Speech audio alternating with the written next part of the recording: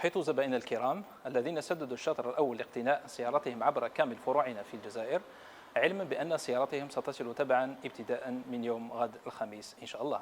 هذا الإجراء من شأنه أن يسهل لكم استلام سيارتكم حسب الموديلات المتوفرة ابتداء من الأسبوع الأول من شهر جونفي، يعني راح تكون فيه لا ليفريزون ابتداء من الأسبوع الأول حسب الموديلات والنوع وأيضا لون السيارة. وسيتم الاتصال بكم من طرف فريقنا لاستكمال دفع المبلغ المتبقي من قيمة سيارتكم.